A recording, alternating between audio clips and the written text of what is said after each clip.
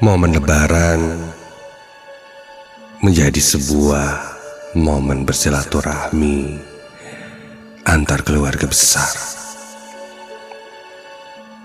Aku sebagai anak perantau pastinya menantikan momen Lebaran untuk pulang ke kampung halaman dan bertemu sanak saudara yang lain. Namaku Yuda, seorang mahasiswa perantau yang kuliah di Bandung. Lebaran tahun ini, aku memang berencana untuk mudik ke kampung halaman. Kampung halamanku yang berada di Dieng. Perjalanan dari Bandung menuju ke Dieng memakan waktu yang lama, berjam-jam. Bahkan jika macet, mungkin bisa seharian. Dan transportasi untuk menuju ke sana menggunakan bis, yang memang harus kupesan jauh-jauh hari.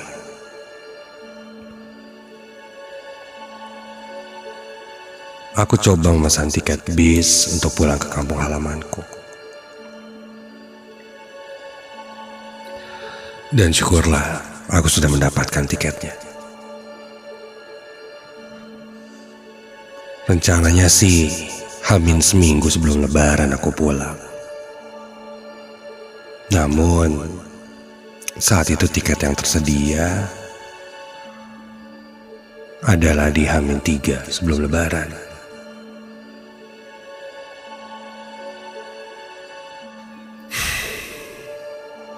Dan teman-teman di kosanku saat itu mudik bahkan hamin 10 sebelum Lebaran.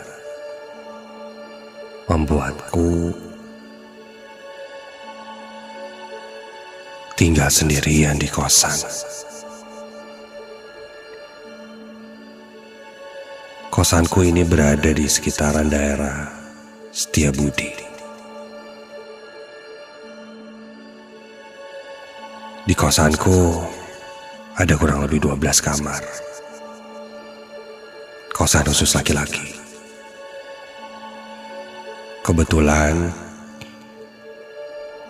ibu kos yang mempunyai kosan kami ini juga tinggal dalam satu bangunan.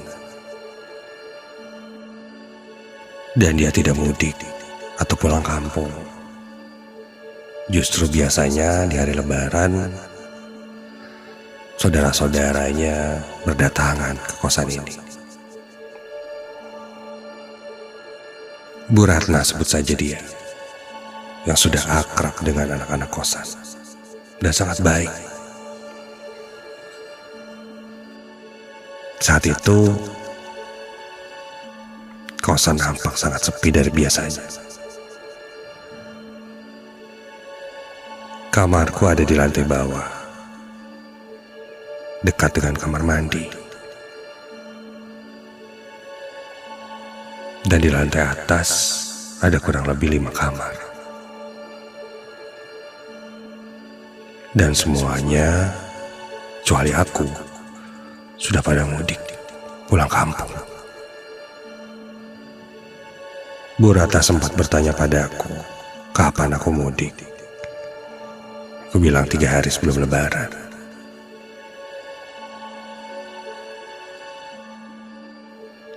Bu Ratna berkata, dia pun akan pergi ke rumah saudaranya menginap beberapa waktu. Jadi kemungkinan aku penghuni kosan terakhir sebelum Lebaran. Meskipun Bu Ratna bilang biasanya tidak mudik, tapi kali ini dia ingin menginap di rumah saudaranya karena ada acara keluarga di puncak.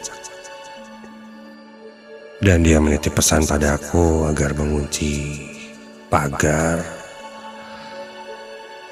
pintu ke arah kosan, dan menyalakan lampu depan sebelum berangkat. Dan dia menitip pesan, lampu yang ada di lorong lantai atas jangan dimatikan, biarkan saja menyala. Karena takutnya nanti orang-orang berpikir kosan kosong dan malah mengundang pencuri. Aku pun mengiyakan. H-5 sebelum lebaran, rencananya Bu Ratna akan pergi.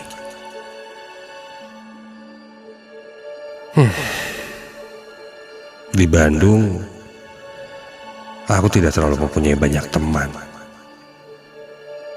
Mau pergi main pun, yang lain sudah mudik. Ya, mau tak mau aku hanya diam di kosan, main game. Mungkin sesekali keluar mencari angin, beli makan. Membosankan. Sudahlah.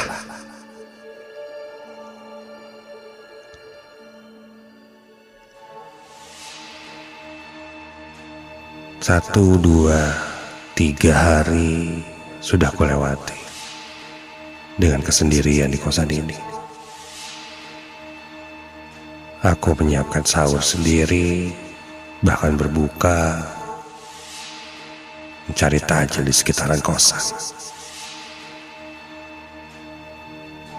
Sampailah pada hari itu.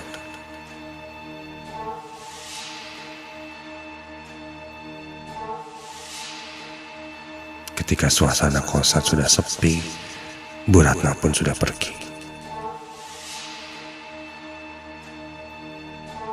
Hari itu, di sore hari aku keluar pergi mencari tajil. Kurang lebih jam 6 kurang, aku kembali ke kosan. Dan ketika itu kulihat lampu lorong di lantai 2 mati. Aku bahkan tidak ingat tadi menyala atau mati. Tapi yang jelas karena sudah mau maghrib, kondisinya jadi gelap. Aku menyimpan makanan tajilku dan makanan berbuka di kamar. Setelah itu lanjut naik ke lantai 2 untuk kembali menyalakan lampu. Dan ketika aku coba nyalakan, mati nih. Jangan-jangan bohlamnya sudah mati. Sudahlah, nanti aku akan beli bohlam. Sementara biar saja gelap dulu. Waktu pun berlalu. Setelah buka puasa dan tarawih, sekitar jam 9 malam, aku bersantai di kamar. Seperti malam-malam sebelumnya, tidak ada perasaan yang aneh. Namun ketika itu, tiba-tiba saja hujan turun sangat deras. Bandung kala itu memang tidak bisa diprediksi. Kadang panas yang sangat terik, lalu tiba-tiba hujan sangat besar. Sebagai penghuni kosan ya, aku sih santai saja. Justru dengan suasana seperti ini, rasa-rasanya malah membuatku semakin nyaman untuk tidur. Sampai tiba-tiba saja terdengar suara hentakan-hentakan kaki seperti orang berlalu lalang dari lantai 2, tepat berada di atas kamarku.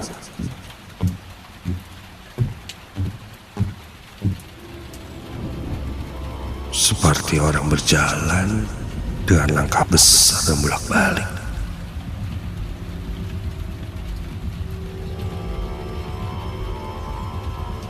Aku pun terbangun.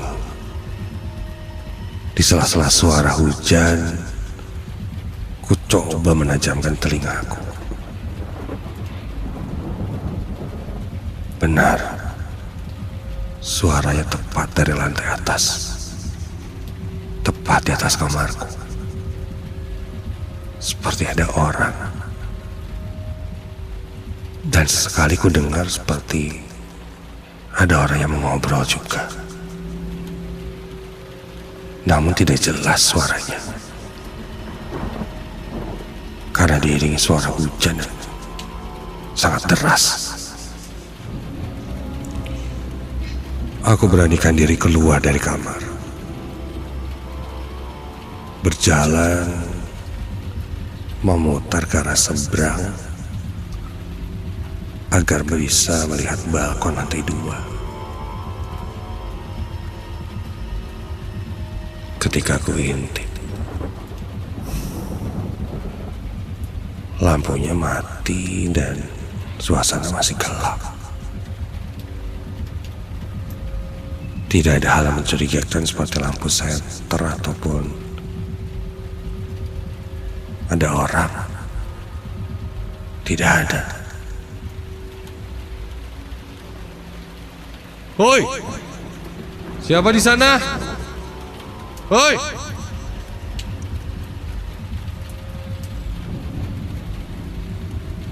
aku coba berteriak, tapi tak ada jawaban apa-apa. Begitu aku akan kembali ke kamar, tiba-tiba, hoi, siapa di sana? Hoi, loh, aku mendengar suara teriakanku, dan itu jelas suaraku. Persis seperti tadi aku berteriak dan kini terdengar dari suara lantai 2. Ada yang menirukan suaraku.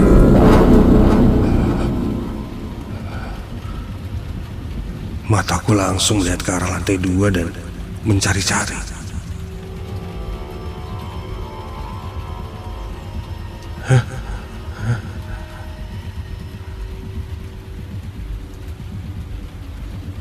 siapa di sana? Siapa di sana? Astaga. Aku malah mendengar jawaban dan itu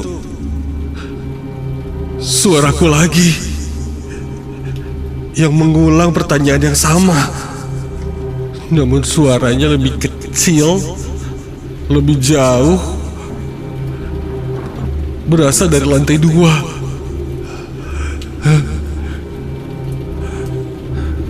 Aku buru-buru masuk ke dalam kamar. Aku kunci pintu kamarku dan tiba-tiba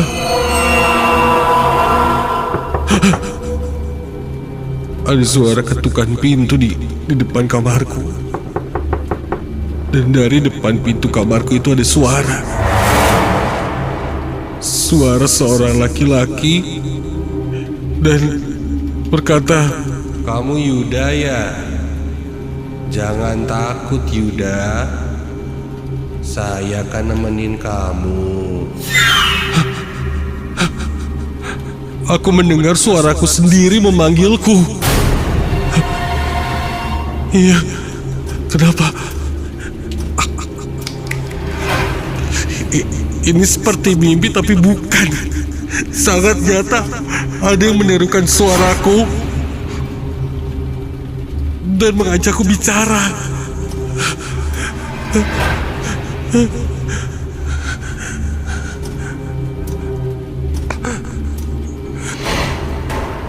Kamu siapa? Saya kamu, Yuda. Bukan, saya Yuda. Kamu jangan menirukan saya. Saya kamu, Yuda.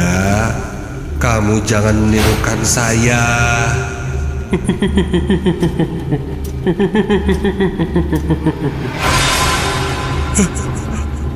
Suara itu kembali terus menerorku.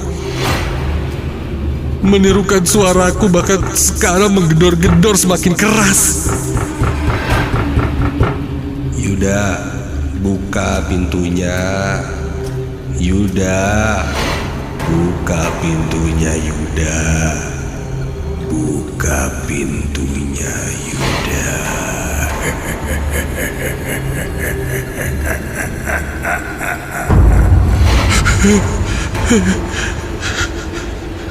Aku langsung menutup telingaku dan membaca ayat-ayat suci. Auzubillahiminasyaitonirrajim. Bismillahirrahmanirrahim.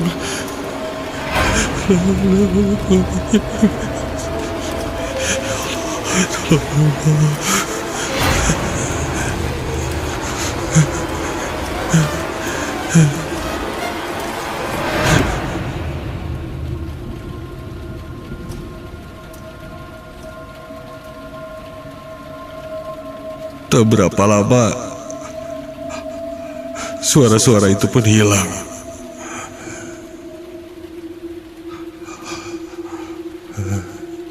Aku tidak berani membuka pintu. Sampai malam berakhir, aku menyalakan murotal lewat komputerku dan terus menggema di ruanganku hingga esok harinya aku terbangun dan sahur. Barulah aku beranikan diri membuka pintu.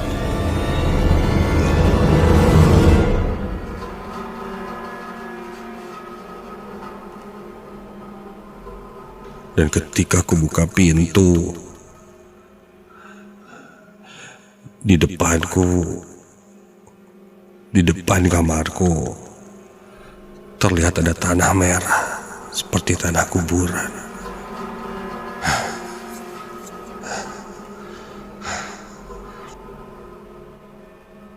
Aku langsung menyapunya, membersihkannya. Dan saat itu pun aku buru-buru bergegas membereskan baju-baju, mengunci semua pintu, dan bergegas untuk pergi pulang ke kampung halamanku. Di tengah perjalanan, Bu Ratna meneleponku. Apakah aku sudah berangkat? Ya, aku jawab aku sudah berangkat dan sudah mengunci semua pintu. Tapi lampu lantai 2 mati. Mendengar itu, Bu Ratna cukup panik. Kenapa mati, katanya. Ku bilang sepertinya bolamnya harus diganti. Karena aku coba nyalakan, tidak menyala. Bu Ratna pun akan mencoba untuk meminta tolong tetangga mengganti bolamnya, nggak menyala. Bu Ratna hanya bilang, lorong lantai 2 itu jangan pernah sampai gelap. Kenapa, aku bilang. Bu Ratna hanya berkata, yang sudah-sudah, jika lorong lantai 2 mati dan gelap, pasti ada kejadian aneh. Mungkin itu yang aku alami. Sudah menjadi peraturan tidak tertulis di kosan dan penghuni kosan di lantai 2. Tidak boleh sampai dimatikan lampunya. Itu yang tidak aku tahu sebagai penghuni kosan lantai bawah. Dan aku mengalami gangguan dari sosok yang entahlah apa itu. Dan bahkan aku pun tidak mau untuk melihatnya. Dengan dia mewujud menyerupai suaraku saja, aku sudah ketakutan setengah mati.